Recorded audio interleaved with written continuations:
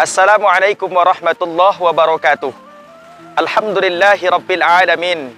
Hamdan syakirin wa hamdan na'imin. Hamdan yuafi ni'amahu wa yukafi mazidah. Ya Rabbana, lakal hamdu kama yanbaghi li jalali wajhikal karimi wa azimi sultanik.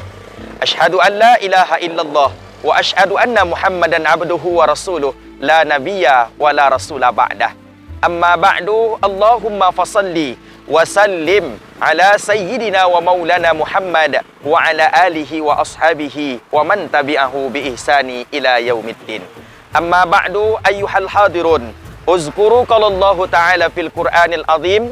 A'udzu billahi minasy syaithanir rajim. Bismillahirrahmanirrahim.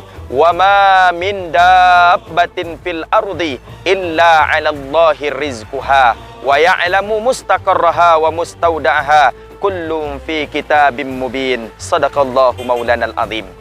TMTV, sahabat Minang Kepri dimanapun Anda berada, alhamdulillah, menjelang berbuka di sore hari ini, insyaallah kita kembali bertemu di puasa yang ke-18 di bulan suci Ramadan. Semoga puasa kita tetap berjalan dengan lancar dan sebagaimana mestinya, dan semoga kita selalu dalam lindungan Allah Subhanahu wa taala.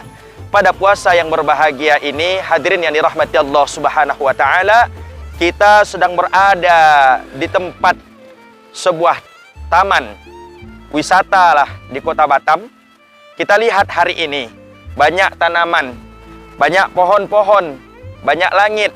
Kita tengok mereka semua tenang. Tenang dalam artian kata tak merasa risau dengan ketentuan Allah Subhanahu wa taala. Lalu apa sebaliknya? Kenapa kita sebagai seorang manusia, kenapa kita banyak merasa pusing, merasa panik dengan apa ketentuan dari Allah Subhanahu wa taala? Kenapa kita masih merasa panik dan merasa pusing untuk menjalani hidup ini? Maka hadirin yang dirahmati Allah Subhanahu wa taala, ini adalah perkaranya yang kita pusingkan dan yang kita sering panikkan adalah perkara masalah perut, masalah rezeki. Maka hadirin yang dirahmati Allah Subhanahu wa taala, kalau berbicara masalah rezeki, ada dua orang imam yang berbeda pendapat masalah tentang rezeki. Siapa mereka? Beliau adalah imam mazhab yang terkenal. Yang pertama bernama Imam Malik bin Anas, yang kedua bernama Muhammad Idris Asy-Syafi'i. Imam Malik adalah seorang imam yang mendirikan sebuah mazhab bernama mazhab Maliki. Sedangkan Imam Muhammad Idris Asy-Syafi'i adalah imam yang terkenal yang mendirikan mazhab Imam Asy-Syafi'i. Beliau dua orang ini adalah guru dan murid. Imam Malik adalah guru Imam Asy-Syafi'i. Suatu ketika mereka berbeda pendapat dalam sebuah kajian. Apa pendapat mereka? Menurut Imam Malik, rezeki itu tak perlu dicari. Cukup dengan bertawakal kepada Allah dengan sungguh-sungguh, menyerahkan segala perkara dan urusan kita kepada Allah, maka Allah akan menjamin rezeki kita.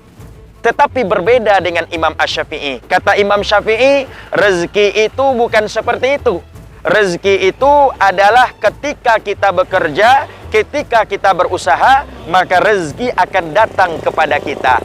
Lalu hadirin yang dirahmati Allah Subhanahu wa taala, dua imam ini berbeda pendapatnya tentang rezeki. Setelah kajian selesai, Imam Syafi'i pun pergi. Di kemudian hari, Imam Syafi'i menengok para petani sedang memanen anggur.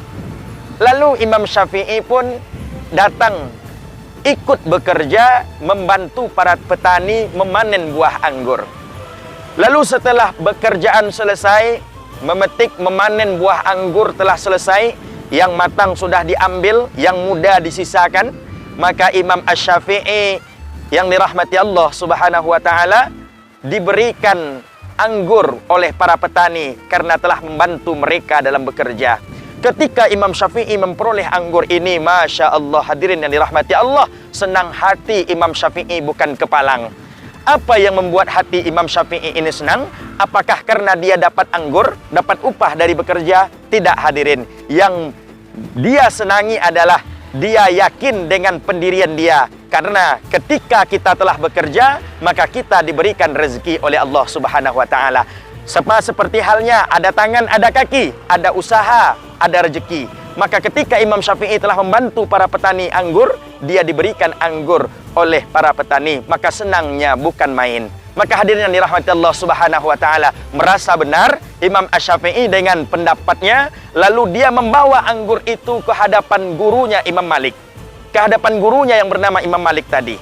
Dia ingin menceritakan kepada gurunya bahwasannya rezeki itu harus ada usaha, maka rezeki itu akan datang. Ketika sampai di rumah Imam Malik, dia memelihatkan anggur itu kepada Imam Malik dan bercerita, "Wahai Imam Malik, tadi saya membantu para petani dalam memanen buah anggur. Ketika pekerjaan telah selesai, saya diberi upah dengan anggur ini. Dan anggur tadi diletakkan oleh Imam Asy-Syafi'i di depan Imam Malik." Lalu apa kata Imam Malik? "Wahai Imam Syafi'i, wahai Asy-Syafi'i, saya dari tadi tidak kemana-mana, tidak perlu keluar rumah. Saya hanya mengajar saja di rumah. Lalu karena cuaca begitu panas, menurut saya alangkah bagusnya saya mencicipi anggur yang engkau bawa ini." Maka ketika itu Imam Malik mencicipi anggur yang dimakan oleh Imam Syafi'i. Maka ketika itu mereka pun saling berpikir dan saling melihat, saling memandang dan saling tertawa bersama. Apa artinya hadirin yang dirahmati Allah? Imam Malik tak perlu keluar rumah sekalipun, tak perlu keluar dari gubuknya. Datang saja orang membawakan anggur kepada Imam Malik. Sedangkan Imam Syafi'i perlu bekerja dulu baru mendapat anggur. Sebenarnya hadirin yang dirahmati Allah Subhanahu wa taala, semuanya pendapat Imam Malik, pendapat Imam Syafi'i sama-sama benar kedua-duanya. Mereka pun saling tertawa dan saling memahami satu sama lain. Artinya hadirin yang dirahmati Allah Subhanahu wa taala, apa hikmahnya bagi kita? Ingat janji Allah di dalam Al-Qur'an, surah Hud. Allah berfirman kepada kita, "Wa ma min dabbatin fil ardi illa 'alallahi rizquha." Selagi ada setiap binatang, hewan yang melata di atas dunia ini, yang berkaki dua, berkaki empat, yang memiliki tangan atau tidak, selagi dia merangkak di atas dunia ini, Allah jamin rezekinya. Wa ya'lamu mustaqarraha wa mustauda'aha. Allah tahu di mana mereka bertempat dan di mana mereka menyembunyikannya. Allah tahu itu. Innahu kullum fi kitabim mubin. Semuanya itu telah tertulis nyata di dalam Lauhil Mahfuz. Maka dari itu hadirin yang dirahmati Allah Subhanahu wa taala, hikmahnya yang dapat kita ambil adalah yang pertama, jangan cemas, jangan risau tentang rezeki. Selagi kita berusaha, maka Allah tidak akan menyia-nyiakan kita. Selagi kita mau, Allah akan melihat usaha kita. Tapi jangan juga kita jadi orang malas. Apa jadi orang malas? Kita yakin bahwasannya rezeki itu datang saja dari Allah, lalu kita enak-enak tidur saja di rumah. Tidak seperti itu konteksnya hadirin. Bekerjalah, berusahalah di siang hari, maka setelah engkau berusaha, bertawakallah sepenuhnya kepada Allah Subhanahu wa taala. Yang kedua, apa hikmahnya hadirin? Kita tengok Imam Syafi'i dan Imam Maliki berbeda pendapat, tetapi mereka dua ulama besar tak pernah bertengkar kedua-duanya. Kita tengok hari ini, kadang-kadang hadirin yang dirahmati Allah, lucunya negeri kita hari ini, berbedaan sholat tarawih saja masih banyak yang ribut. 1 8 rakaat, 1 20 rakaat, masih banyak yang bertengkar. Padahal ini sama-sama ada dalilnya, cuma ini berbeda pendapat saja. Maka dari itu hadirin yang dirahmati Allah, mari kita berlapang dada menerima semua perbedaan, karena perbedaan adalah rahmat dari Allah Subhanahu wa taala. Akhirul kalam, billahi taufiq wal hidayah. Wassalamualaikum warahmatullahi wabarakatuh. Assalamualaikum warahmatullahi wabarakatuh. Bertemu lagi dengan saya, Bidan Waladatun Islah. Apa kabar sahabat Waladatun Islah dan sahabat TMTV?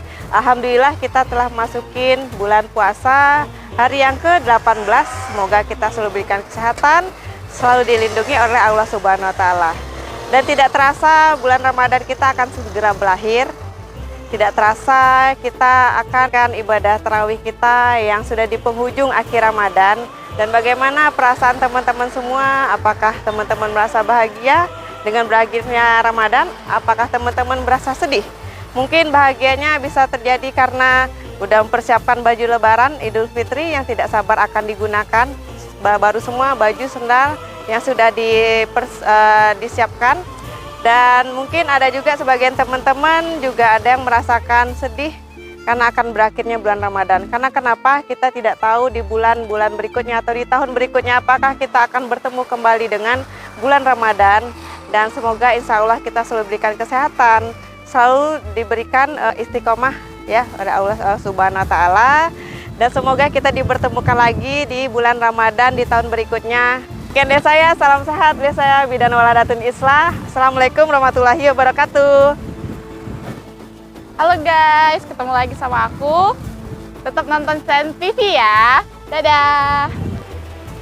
Ya, Assalamualaikum warahmatullahi wabarakatuh. Alhamdulillah kita sudah menjalani hari yang ke-18. Semoga TMTV selalu mengisi hati pemirsa di setiap sore harinya. Ya, begitu saja dari kami. Semoga TMTV makin jaya dan Majelis Minang Kepri selalu di hati. Assalamualaikum warahmatullahi wabarakatuh. Selamat siang, kita ketemu lagi dalam acara TMTV yang diadakan di bulan Ramadan. Setiap sorenya, saudaraku semua, kita bisa melihat channel. Kita menyaksikan TMTV setiap sorenya dalam kultum Ramadan. Ramadan setiap harinya, TMTV mantap, selalu jaya, sukses selalu. Sayang selalu di hati. Assalamualaikum warahmatullahi wabarakatuh. Sahabat TMTV dimanapun Anda berada, selamat sore. Alhamdulillah kita sudah memasuki bulan suci Ramadan yang ke-18. Bulan suci Ramadan bukanlah tentang meninggalkan kebiasaan buruk untuk sementara waktu. Namun bulan Ramadan ini harusnya menjadikan diri kita muslim pribadi yang lebih baik lagi. Baiklah, sahabat TMTV, Majelis Minang Kepri selalu di hati dan TMTV selalu oke dan jaya. Mari terus saksikan kultum Ramadan kami setiap harinya, dan jangan lupa like and subscribe di channel kami Trisa TV, terus oke dan jaya. Assalamualaikum warahmatullahi wabarakatuh.